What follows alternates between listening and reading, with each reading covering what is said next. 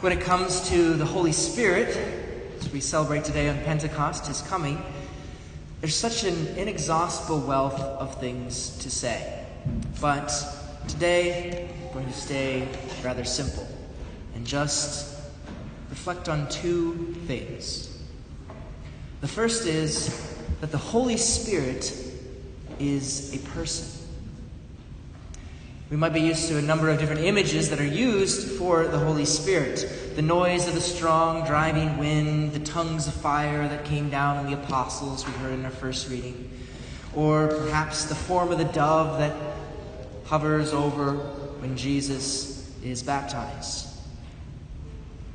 And these images do give something of the characteristics of the Holy Spirit and how He works. His strength, His power, combined with a gentleness and a hiddenness.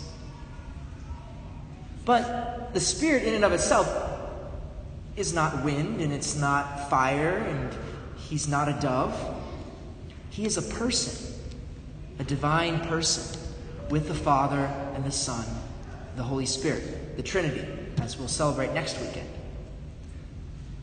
The Holy Spirit is a living person who comes to dwell within us.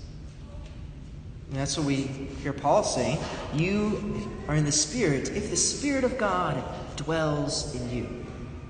And Jesus tells us that the Father will give you another advocate to be with you always, to make our dwelling with Him.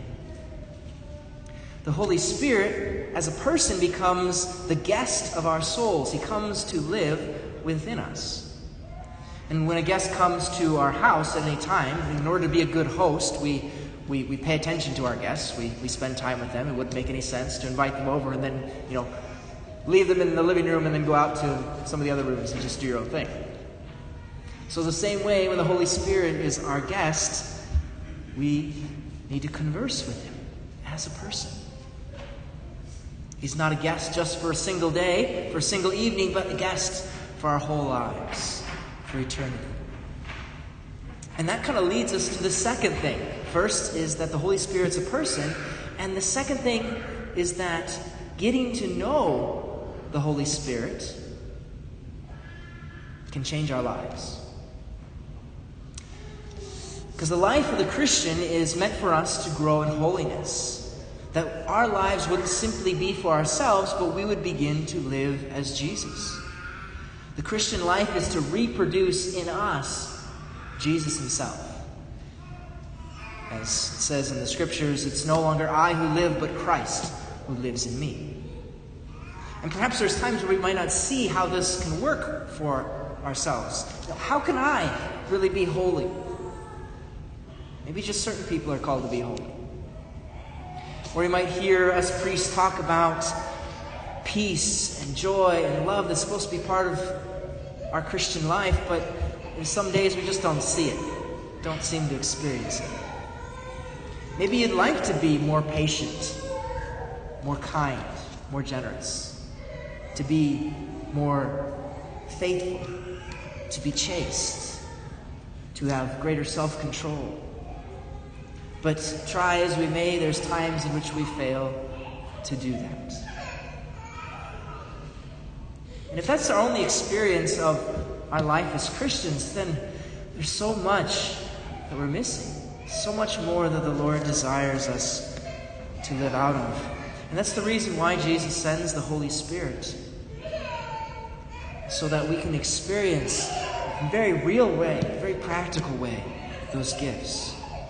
The Holy Spirit, getting to know Him, can change our lives. When the disciples were filled with the Holy Spirit on that first Pentecost, they went from being these scared men locked away in the room to going forth into the whole world and preaching the good news of Jesus. The Holy Spirit gives His many gifts, especially those 7 gifts of the Holy Spirit.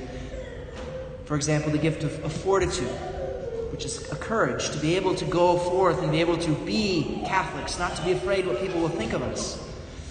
Or also to be able to go forth with strength and win those daily battles that we have against sin. Holy Spirit, I need you at this moment. I can't do this on my own. St. Paul says, if by the Spirit you put to death the deeds of the body, you will live. Holy Spirit, there's a person at work maybe that I don't get along with very well. Give me your gift of piety, that I may learn to see him as you do. Holy Spirit, give me the gift of fear of the Lord, that my desires will be for you above all the other distractions in my life. There's times you don't know what to do. You don't know what God's will is in this instance. Well, Jesus says the Father sends us the Holy Spirit to guide us into all truth. Holy Spirit, send me your gifts of knowledge, of understanding, of wisdom. Holy Spirit, give me the gift of counsel, that I may know how to apply your truths to this difficult decision that I need to make. Christian life is all about relationship with one another, with God, with the Father, with the Son, and with the Holy Spirit.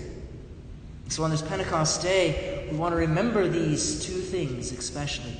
That the Holy Spirit is a person. And getting to know him